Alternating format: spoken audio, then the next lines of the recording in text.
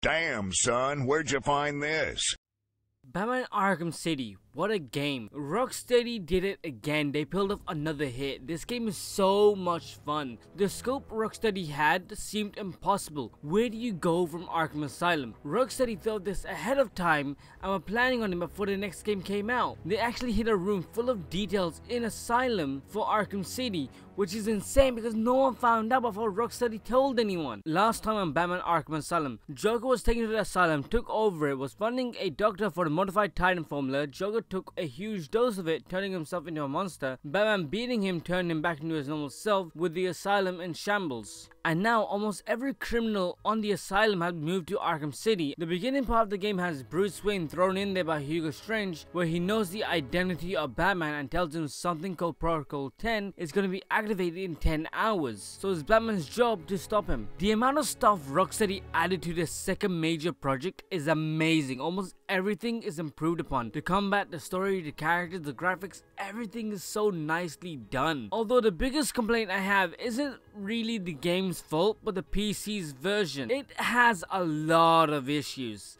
The game keeps stuttering. It doesn't run well on newer hardware. The game keeps going below 60 FPS sometimes. I even changed the values and unlocked the frame rate and it still keeps stuttering. The game was made with DirectX 9 in mind, so going from that to DX11 did ruin my experience a bit. I even changed the game from DX11 to 9, but OBS wouldn't detect the capture anymore, so experience was ruined a bit. But the overall enjoyment I had was more than enough to satisfy me. If you do have an option, I do suggest getting this game on a console, on a PS4 and Xbox, because it's just not worth playing on PC with this many issues. And to start off, I have to talk about the gameplay. It's more or less the same as Arkham Asylum, with the game being a lot bigger because the game is now open world. And in doing so, the gameplay had to change somewhat. Now Batman can swing from place to place much easier and quicker. There are a lot more places you can get to. The gliding is faster and more accessible from great heights. If you complete a set of challenges, the grapple Batman has will double in speed. Catwoman is also now an available character to play as in the story, and she's alright, but not my favorite. She plays different enough when she's traveling from one place to another, but because she can't glide, she pounces, which is fine, but it's a little annoying as you have to tap the A button to keep a rhythm. If you mistime it, she tends to stagger a bit, which is a little bit annoying. Both characters have the detective vision, but only Batman has any real use for it, whereas Catwoman has it maybe for a few missions and it's never useful again. Whereas Batman has this really cool side quest where Deadshot is going around taking people out in a numbered fashion, and Batman has to stop him with the clues left behind. And talking about side quests, there are so many in this game where each one is fun. They all play differently and some are like having a mad trip. Others I would have never expected due to the amount of villains this game already has thanks to the story. And talking about villains, there's a lot more enemy variety this time around. You have your knifers, your gunners, your stunners, and now you have your one-arm people, armored people, shield people. Each one has to be taken out differently. And now they actually look different, like they're from their respective gangs, so you're going to be seeing a lot more enemy apparel. In fact, the combat for this game has probably the most variety. It's now so much more fluid, it's much easier and faster. Gadgets play a huge part in it now. Everything is so seamless with more button combinations leading to more actions. Now you can play even more stealthily or more aggressively with how many more tools Batman is given. But the combat itself though is the same as it was before with improvements. One of the issues I had before was that when you would grapple someone in Asylum, the animation would be too slow where someone could punch you out of that animation. Now it's so much faster. In addition, the stealth was improved by a lot. When under Graters, Batman will swoop up, take them out straight away with one button press. In addition, Catwoman follows the same formula but still feels different enough to where she can't take as many hits as Batman, but is much faster and durable to avoiding attacks from incoming enemies. She also has her own utility, but not as many, but each one of them comes in handy. However, even with all the variety the combat has and the enemies, the combat can still be funky at times. Batman sometimes feels like he doesn't have any weight. When you're in a combo chain, Batman just swoops from one place to another, and I know that's Arkham's fighting style, but I feel it's a bit weird for Batman to be moving around so much, and sometimes when someone is down and you want to knock them out, Batman doesn't lock onto them, ruining a good combo chain. Plus, the game is very unforgiving when you're in a combo chain. If you miss one attack, it's gone. You wait too long, it's gone. In addition, something I felt was becoming annoying was how the camera slows down after you beat the final guy in a group. I don't know, I felt like that was becoming repetitive with how many people I had to keep fighting over and over again. And it kept getting slower and slower in my mind because I knew it would happen at the end. Sometimes I will just leave the fight and not even fight anyone because I'm like, I don't care, man. I don't want to see that slow down. I know that's such a minute thing, but I hate it. But hey, now there are actual bosses. Oh my god, how did we go from 1 boss to 4 bosses? It's actually pretty awesome. Each one of them is very different with different gimmicks thrown in the mix. Gameplay is getting a 9 out of 10 easily. The best Batman experience anyone could have.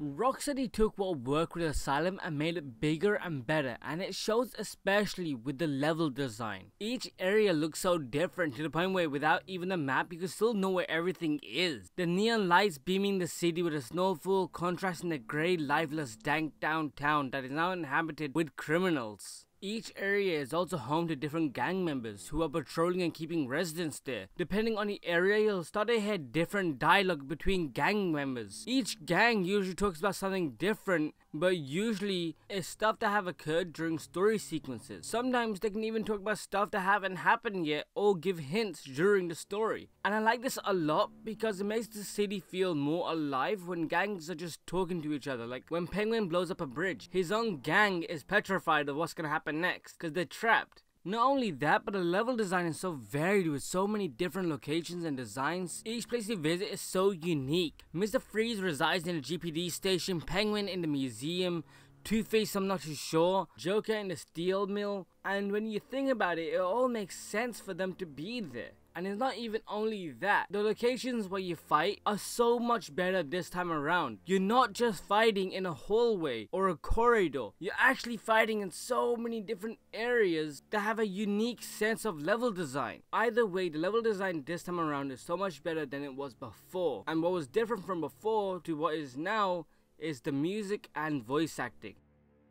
The music is largely the same as the last game, but it's a bit more dynamic in scope. It loses some of its horror vibes and replaces it with more daunting themes due to the events that occurred during the story. And it's a very good choice as through it all, it makes up for a more heroic soundtrack that really makes your blood pumping by the end of the game. I forgot to mention this during Arkham Asylum, but all of the original voice actors, excluding one, came back.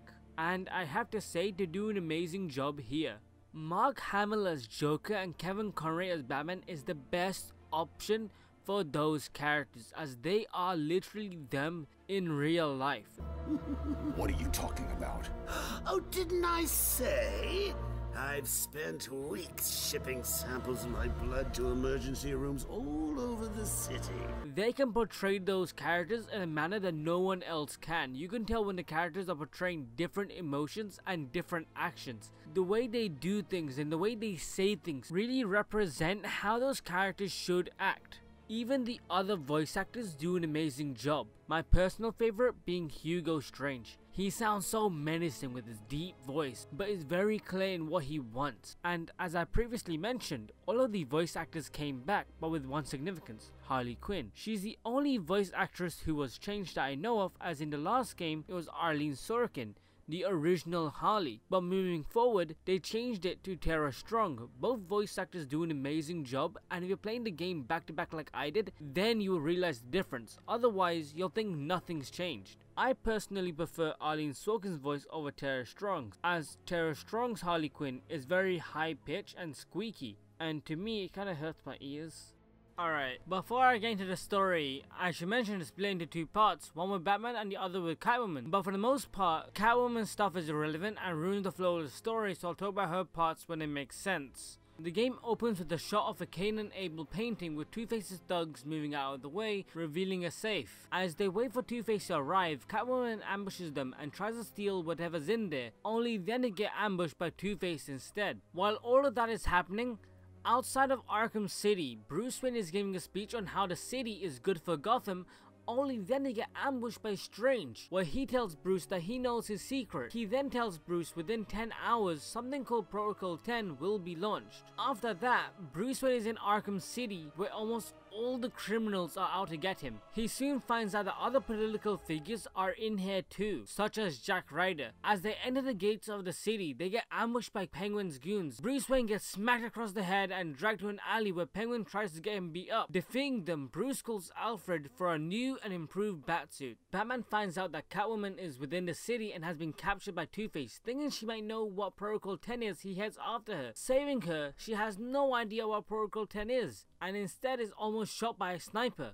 Taking a good look at the reticle dot, it's revealed that the Joker is also within the city and no one is safe. Tracking down where the bullet was fired from, Batman heads to the church where Harley Quinn has innocent doctors and police officers held prisoner. And once again, my boy Cash is here, saving them. Cash says Harley planted a bomb upstairs at the top of the tower. Batman goes to check it out, and wouldn't you know it, the sniper is there. And Joker calls Batman, tells him if he doesn't get out within 10 seconds, the bombs will explode. Right after that, Batman tracks Joker's signal to find out where he is. Upon reaching his area, a nurse is tied up. Saving her, she tells Batman that Harley had her captured so she could find a cure for Joker, but she has no idea what's wrong with him. Instead, she tells us that Joker is blaming it on the Titan formula he took during Arkham Asylum. Batman goes after the Joker, but upon reaching him, Harley Quinn is mourning his corpse. Batman moves Quinn out of the way, only then to get ambushed by the Joker. When he wakes up, Batman calls Joker into question, asking if he's actually sick, with Joker revealing he's dying, and Batman is now infected thanks to his blood transfusion. Batman then mentions Protocol 10, but Joker has no idea what it is either. He then kicks Batman out of the warehouse with a giant phone strapped onto his chest. Joker then calls Batman and tells him that the only person who might have a cure is Mr. Freeze, but he's unreachable now. So Batman goes to the location where Freeze resides, but Penguin has him captured in the Arkham Museum. Upon reaching the museum, Penguin has undercover GCPD police officers captured also. When approaching Penguin, he kills a cop and has Batman fight all his goons. He then retreats and then shoots another cop with Mr. Freeze's freeze ray. Saving the cop, he tells Batman more of his guys are captured. Saving all of them, Batman goes after Penguin, but he's invulnerable because of how dangerous the freeze ray is and because he has 2 more GCPD officers captured. So Batman now has to find a way to stop the gun, and the only person who can do that is Mr. Freeze. After Freeze is saved, he refuses to help, so Batman forces him by taking whatever that is within his chest and pours it out. Freeze then spills the beans on how to stop the gun after he panics. Finding Mr. Freeze's suit, Batman takes the override code to stop the gun from firing. Going after Penguin once more, he's so confident that Batman won't be able to defeat him, he lets himself be vulnerable. That is until Batman uses the jammer, where Penguin starts to freak out and gets uppercutted. Penguin blows up the ice underneath and has Batman fight Solomon Grundy, who's a really easy boss fight, but at the same time is very cool because he's relentless. Even after being shocked so many times, beaten up, he just won't stay down. And I love his aesthetic. I love how old and grisly and deformed he looks, with his chest exposed and rotten. Finishing off Grundy, Batman turns on Penguin to the beatdown he deserves. Batman gives Penguin to Mr. Freeze, who then locks him up in one of those trophy pieces. Freeze then tells Batman there ain't a cure and that finding one will take centuries due to the toxin breaking down too fast, to which Batman says Ra's al Ghul is within the city, so Batman has to find him. But upon speaking his name, a dumb assassin runs and tells Ra's. So Batman follows the assassin only to get ambushed. During the fight, he puts a tracker on her to find out where Ra's is hiding, but is then almost killed until my real boy Robin was here to save the day. Well, was about to save the day, I should say, because Batman tells him to back off and tells Robin to take his blood sample back to Gotham and have it scanned, as well as check patients in hospitals if they had the Joker's blood transferred, and he dips out to never be seen again. Batman then continues his search. He eventually follows the assassin back to a hideout, but as the night progresses, Bruce's condition is getting worse, with him stumbling and hallucinating his parents. He soon after forces himself to continue his search for Ra's al Ghul, but is again ambushed by the assassins until Talia al Ghul saves him. Batman requires to see Ra's, but no one can see him unless they're willing to become an assassin, so Batman requests to take the demon trials. As he enters the room, a random cup is placed. He drinks from it and is transported, I think, but has to complete a set of trials. Now, during the game, we're told only a certain number of people have completed the demon trials, but when we enter it, I can see why. It seems to be oddly specific, don't you think? If Batman didn't have his cape, how weird would this be? Did they just create it for him, or anyone who does it just so happens to be wearing a cape? I don't know, it's kinda weird. After that's done, he gets transported back to the room. Replenished, Bruce's body seems to be healed due to the drink. So he and Talia go to see Raish. Raish tells Batman to kill him in order to complete the demon trials. But Batman refuses, and instead Raish goes into the healing waters, where in a hallucination they fight. Raish is relentless. He continuously attacks and has two phases. He's fun but is tedious because when I'm fighting him, he just disappears and becomes another Sam person and becomes a guessing game of who's the real Raish. And when he becomes big and has the Sam people around him, I have to keep stunning him. It's not hard, it's just tedious because of how simple it is. Thankfully, the visuals are really cool to keep me engaged. And when Batman and Raish fight, they don't explain how. Was the smoke some kind of hallucination, or was the demon trials never finished until Batman defeated him? I'm not too sure. Otherwise, knocking Raish out, Batman takes his blood and threatens to destroy the pit if it's still up later. Batman calls Robin, where Robin tells him that there are about 30 people with Joker's blood. Batman hopes that with Raish's blood, Freeze can make a cure. When Batman gets there, he hands a blood sample to Freeze. He manages to create two of them. One of them he puts in a safe, and the other for some reason he decides to destroy. Because Joker managed to get Nora and he thinks Batman won't help him, so they fight. It's a very dumb reason, but the fight is awesome. Freeze has such an awesome boss fight. The amount of ways you can take him down and how he counterattacks them, preventing you from doing it again, is very fun. But I feel like the boss fight is just a bit too easy, and the reasoning why they were fighting is really stupid. Because after defeating him, Batman goes after the second cure, but as he opens the safe, Harley Quinn stole it while they were fighting. So Batman now has to go after her. Right after the whole debacle, right? Hear me out. Right after Batman handed the cure, Freeze was like, alright, thanks fam, let me destroy that and we're gonna fight now. And he puts the other one in the safe. Right after all that, Freeze and Batman are buddy-buddy. Where Freeze is like, hey bro, I know you're dying, but like, here's a gadget that might help you. Like, motherfucker, we just fought because of your dumbass, and now you're giving me a gadget so I might get the cure? And then he has the nerve to ask Batman to get Nora back. Batman being righteous says he'll get her back, right? But like, if Batman dies under the job, it's your fault. Does Freeze have amnesia? Because the way he speaks, it's like he forgot that we fought following after. When Batman leaves the GCPD to go after Harley Quinn, he returns to the place where he first got infected by the Joker. When he gets there, Joker is waiting for him to show up. He wants to fight Batman, but the Joker actually rigged the place, so Batman gets trapped by rubble. But before Joker can kill him, Talia asks Joker for a trade, spare Batman's life for immortality. As she asks him, she puts a tracker on herself. Joker accepts and they leave. The game now shifts to Catwoman's perspective again. She had a scene before, but it was so long ago, it doesn't make sense to even mention it. But now it does. During when Batman got infected, Catwoman wanted money, and the best place to get it from is the vault hidden within the storage facility. But it's secured tightly, and the only one who can make a way in is Poison Ivy. So Catwoman goes to see her. On the way there, Ivy is pissed about something, so Catwoman fights her way through until Ivy hangs her upside down. We're now at present time. Ivy's pissed because Catwoman never watered her flowers and they all died besides the last one where it lies within Stranger's vault, and so Ivy and Catwoman team up to steal it. Catwoman enters the sewers where Ivy had constructed a way in for her. When she's in the vault, she takes two large briefcases, but as she's about to leave, she spots Batman trapped under rubble, and you have the choice to leave him or help him, and so I chose the right option and left the game. And it ends the game. That's it. There's nothing I can do. With the credits revealing Gotham has gone to hell without Batman, and funny enough, this is the original option I chose in the 360. And I was so mortified that I had to reset my Xbox. I didn't even know this was an option.